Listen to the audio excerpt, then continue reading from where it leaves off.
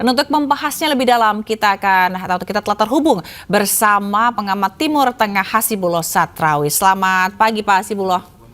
Selamat pagi Mbak Silva. Baik, Pak Hasibullah, setelah 13 hari berturut-turut akhirnya Amerika Serikat menahan serangan dan Iran juga sepakat untuk menahan diri. Mungkinkah ini benar-benar jalan menuju damai atau hanya jeda sebentar untuk mengatur lagi strategi perang seperti apa Pak? Ya, saya rasa memang masih terbuka dengan berbagai macam skenario dan kemungkinan apakah ini akan menuju eskalasi lebih besar atau justru akan menurunkan tensi dan eskalasi yang ada. Jadi inilah yang saya sebut sebagai anak tangga perang yang sebenarnya itu biasa dilakukan oleh Presiden Trump dari awal perang dilakukan tanggal 28 Februari sampai sekarang. Dan saya melihat sebenarnya memang ini bukan sesuatu yang muncul tiba-tiba, pasti lahir daripada strategi kepentingan yang coba diamankan ataupun kerugian lebih besar yang dihindari. Yang pertama, kalau kita baca situasi sekarang, maka anak tangga perang ini diciptakan satu untuk memberikan yang disebut sebagai upaya diplomasi yang dilakukan oleh Oman dengan Iran ya, terutama terkait dengan normalisasi kembali Selat Hormuz. Nah, sekali lagi sebagai pengingat kepada pemirsa, saya mengkategorikan perang sekarang sebagai perang bab 2, di mana salah satu pembedanya adalah kalau bab pertama itu tujuannya adalah ganti rezim, sekarang justru spesifik yaitu ingin menormalisir Selat Hormuz. Dan sekali lagi kalau dibaca dalam keterkaitan antara bab 1 dengan bab 2, maka ini mencerminkan kekalahan taktik yang dimiliki oleh Presiden Trump, di mana dalam bab 1 misalkan dia tidak pernah ada masalah dengan Hormuz karena Hormuz normal, lalu kemudian serangan dilakukan dengan target ganti rezim, ternyata ganti rezim tidak terjadi, justru yang terjadi adalah Hormuz dijadikan kartu oleh Iran. Jadi sekali lagi perang di bab 2 ini menunjukkan kekalahan ataupun kesalahan taktikal yang digunakan oleh Amerika. Nah, di bab 2 ini ataupun di perang bab 2 ini saya melihat juga masih ada kemungkinan kekalahan taktikal yang kurang lebih sama, di mana tujuannya adalah ingin menormalisir Hormuz, tapi kalau tidak hati-hati maka kemudian bukan tidak mungkin justru Trump dan kita warga dunia bisa kehilangan selat vital yang lain, yaitu selat Bab Mandeb, yang itu sekarang juga sudah mulai digunakan oleh milisi pro Iran yaitu Houthi di Yaman. Nah, ini bagi saya adalah sebab kedua. Jadi sebab pertama adalah mencoba memberikan diplomasi mencapai tujuannya, yang kedua untuk menahan eskalasi di Bab Mandeb yang mulai masuk ke permukaan, walaupun sekali lagi secara politik menurut saya sangat menarik bagaimana cara Bab Mandeb ini diaktifkan atau digunakan sebagai kartu. Karena sekali lagi yang terjadi bukan perang di antara katakanlah Houthi dengan Amerika ataupun Israel, tapi justru perang di antara Houthi dengan Arab Saudi, yang satu notabene itu adalah bukan bukan CLBK, bukan cinta lama bersemi kembali. Justru ini adalah luka lama yang terbuka kembali. Karena kita tahu di antara Houthi dengan Arab Saudi sudah terlibat perang sejak tahun 2014 dan terus berlangsung itu sampai tahun 2022. Itu pun karena keterpaksaan menurut saya, karena ada pergantian rezim. Ini hal-hal yang nanti mungkin bisa kita rinci lebih jelas. Tapi faktor kedua menurut saya kemungkinan kenapa terjadi anak tangga perang sekarang, yaitu untuk mencoba meredam eskalasi di Selat Mandeb yang sudah mulai semakin berkobar. Dan yang ketiga, ini yang menurut saya bisa kita pahami sejak bab kedua ini dimulai. Saya memulai bab ini dari tanggal 10 Juli atau kurang lebih 1 hari sebelum serangan dilakukan yang berakhir pada tanggal 24 atau hari Jumat kemarin. Kalau kita baca dalam konteks itu, maka sebenarnya bab 2 ini juga tidak terlepas dari keinginan Trump barangkali untuk mengetes loyalitas daripada sekutunya terutama NATO. Jangan lupa, perang ini dimulai ketika Trump berada di dalam sebuah KTT NATO di Turki, di mana saat itu NATO menyatakan dukungan kepada Amerika untuk menormalisir Selat Hormuz. Lalu kemudian kebetulan ada insiden di mana Iran menembak salah satu pelayaran yang kapal yang dianggap melawan sistem pelayaran yang dia buat. Maka kemudian alasan itu atau kejadian itu dijadikan sebagai bom oleh Trump untuk diledakkan konfliknya, sehingga kurang lebih 11 atau 12 dimulai serangkaian serangan secara berturut-turut, walaupun lagi-lagi kalau dibandingkan dengan bab pertama jelas bedanya. Saya menyebutnya bab kedua ini pola serangan yang digunakan adalah pola serangan bertempo, di mana setiap hari, terutama di malam hari, serangan dilakukan antara 5 barangkali sampai 9 jam. Oke. Dan selalu diumumkan awal dan akhir.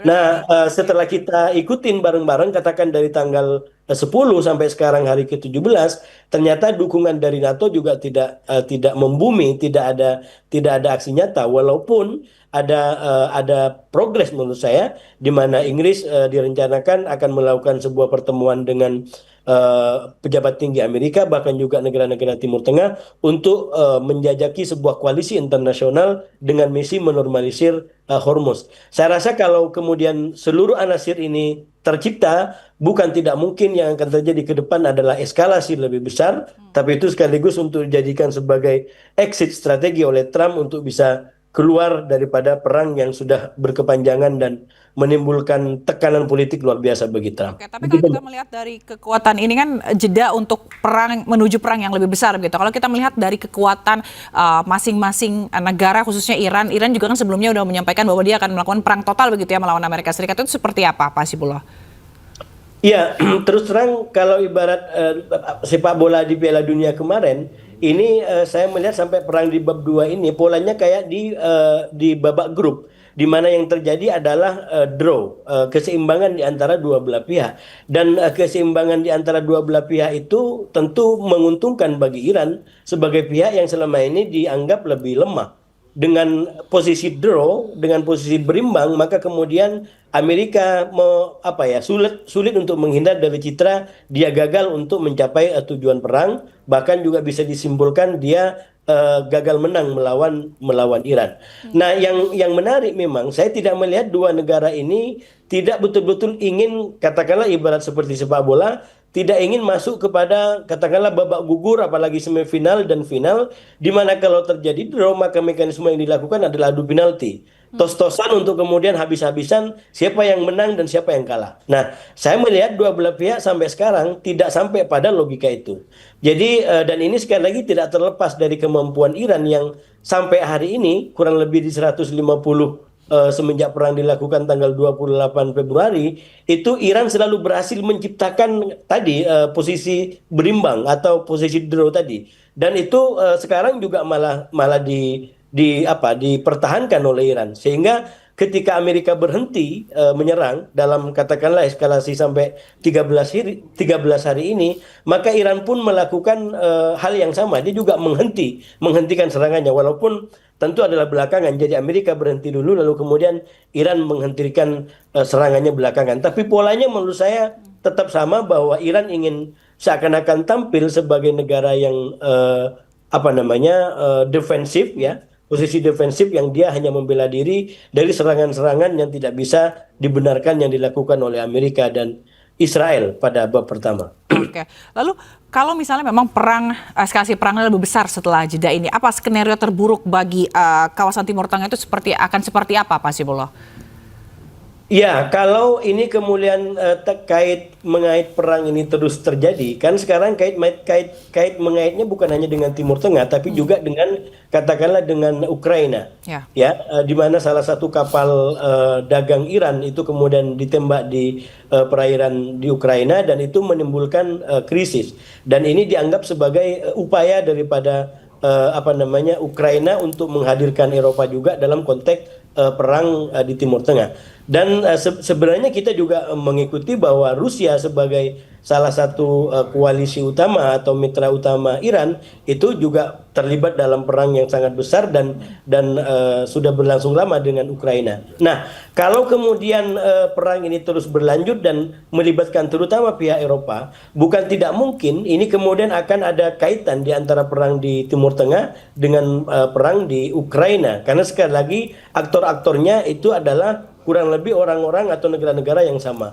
Walaupun lagi-lagi nanti yang akan menjadi pembeda menurut saya itu hubungan di antara Donald Trump sama Putin. Karena menurut saya Trump dengan Putin memiliki logika yang juga lebih sama di antara keduanya, yang justru juga lebih berbeda daripada kebanyakan mayoritas pemimpin di Eropa. Karena itu ketika katakanlah Eropa ingin Amerika justru masuk lebih total dalam perang melawan Rusia, justru Amerika coba untuk membangun hubungan dengan Rusia. Jadi malah mencoba untuk mengkalkulasi ulang keterlibatannya gitu. Nah, sebaliknya dalam konteks perang di Timur Tengah, perang Amerika di Timur Tengah itu juga menimbulkan sesuatu yang tidak padu dengan Eropa. Karena sekali lagi dengan alasan-alasan yang ada, kemudian Eropa minimal sampai sekarang menganggap bahwa perang di Iran atau perang di Timur Tengah adalah bukan perang mereka. Dan itulah yang kemudian membuat hubungan di antara Amerika dengan NATO dengan Eropa itu sempat merenggang. Jadi sekali lagi ini akan memasuki dinamika yang menurut saya menarik kalau kemudian para pihak yang berkepentingan ini betul-betul berhasil mengaitkan di antara dua perang besar ini, yaitu perang Iran dengan perang Ukraina. Walaupun sekali lagi masih ada unsur lain, yaitu perang katakanlah bab mandeb, yang ini menurut saya lebih kompleks lagi karena yang berperang tadi saya bilang adalah Arab Saudi, di mana Arab Saudi itu sudah terlibat dalam perjanjian pertahanan dengan Pakistan yang tak lain adalah mediator dalam perang Iran melawan Amerika. Jadi ini kompleksitas yang akan lebih sempurna kalau kemudian berhasil dikaitkan antara satu perang dengan perang yang lain. Oke, jadi prediksi Anda kapan jeda ini akan berakhir? Mungkin kan dalam 24 jam ke depan atau mungkin 72 jam ke depan? Saya menduga mungkin dalam beberapa hari ya, minimal ini juga akan bersamaan dengan kunjungan Netanyahu. Ini menurut saya faktor baru lagi. Nah, awal pekan ini Netanyahu akan berkunjung ke PBB dan itu akan ketemu dengan Donald Trump. Walaupun sekali lagi cara kita membaca pertemuan dua pemimpin ini mungkin juga tidak bisa terlalu polos karena situasi hubungan yang juga berbeda. Kita tahu hubungan kedua negara sempat ada krisis akibat kepentingan-kepentingan yang berbeda dan kita lihat apa yang akan terjadi. Tapi menurut saya perang ke depan, eskalasi atau deeskalasi itu sangat ditentukan oleh pertemuan dengan Netanyahu dan juga jadi atau tidaknya katakanlah koalisi internasional yang akan digagas oleh Inggris nanti. Oke, kita akan lihat bagaimana hasil pertemuannya nanti begitu ya. Baik, terima kasih Pak Hasibulo Satrowi telah bergabung bersama kami di Breaking News. Salam sehat selalu, sampai jumpa. Ya pemirsa, jangan kemana-mana, Breaking News akan segera kembali sesaat lagi, tetaplah bersama kami.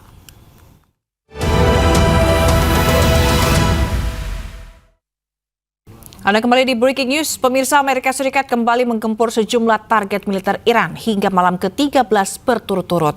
Di tengah eskalasi konflik, Presiden Amerika Serikat Donald Trump mengaku tengah mempertimbangkan serangan yang lebih besar terhadap Teheran.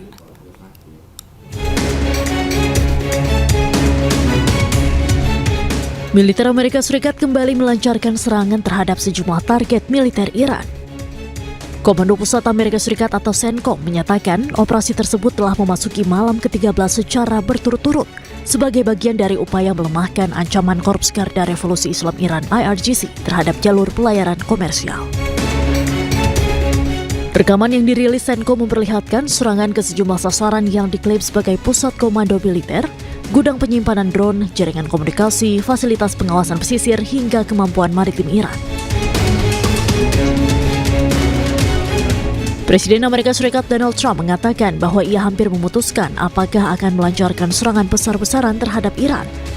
Trump juga sempat menyampaikan Iran memiliki niat yang jahat. We're doing very well against the Islamic Republic of Iran. We're doing extremely well. They would like to do something, but I say they're not ready yet. They need more of the same. They're not ready yet. They got some evil intentions. We cannot let them have a nuclear weapon. Sebelumnya konflik kembali memanas setelah kesepakatan sementara yang dimediasi Pakistan pada Juni lalu runtuh. Sejak itu, Amerika Serikat terus melancarkan serangan ke Iran, sementara Teheran membalas dengan menyerang aset-aset Amerika Serikat di kawasan Teluk. Presiden Amerika Serikat Donald Trump kembali klaim telah menghancurkan Iran. Amerika Serikat juga tekankan Iran tidak boleh miliki atau mengolah nuklir. So we've hit Iran very hard. They're Navy is gone. Their Air Force is gone. 250 jets, no longer. 159 boats, good boats. In fact, I said, why the hell didn't we keep them? We could have used them. But 159, but all at the bottom of the sea. They have no radar. They have very few drones left, despite what you see. And every once in a while, they're going to set some things up, but they don't have much left. And by the way, they are talking to us right now. They'd love to make a deal. I don't think they're ready to. I don't think it's time yet, but I'm willing to listen. But they cannot have a nuclear weapon. We don't want to see Washington, D.C., or any of our cities, or Israel, or frankly, the Middle East, destroyed with a nuclear weapon, because I know the power of nuclear weapons. I see it. I get to see it. We're not going to let that happen. So this is all about we will not let them have a nuclear weapon. Amerika Serikat melancarkan gelombang serangan udara yang intensif terhadap kota pelabuhan strategis Bandar Abbas, Iran.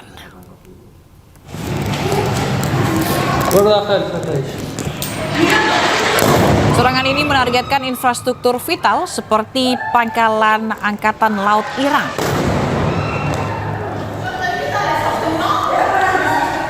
Serangan Amerika Serikat memicu ledakan besar beruntun dan membuat sejumlah warga yang tinggal di kawasan Bandar Abbas ketakutan dan panik.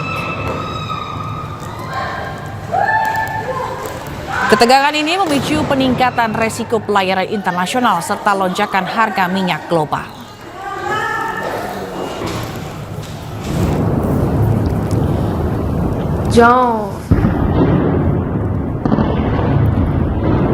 Sistem pertahanan udara Iran kembali diaktifkan di sekitar Teheran dan beberapa wilayah lain menyusul eskalasi konflik dan rentetan senjata ke udara. Ketegangan ini dipicu oleh konfrontasi militer dengan Amerika Serikat di Selat Hormuz.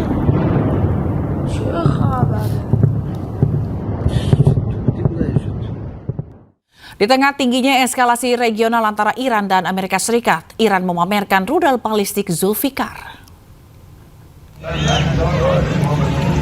Pamerkan rudal Zulfikar ini dinilai sebagai pesan tegas Iran kepada Amerika Serikat terkait kesiapan utama sistem persenjataan mereka. Sejumlah warga tampak memenuhi pusat kota untuk menyaksikan rudal Zulfikar yang dipamerkan oleh pasukan Garda Revolusi Islam Iran. Langkah Iran ini dinilai sebagai sinyal bahwa mereka tidak gentar menghadapi serangan dari Amerika Serikat dan sekutunya.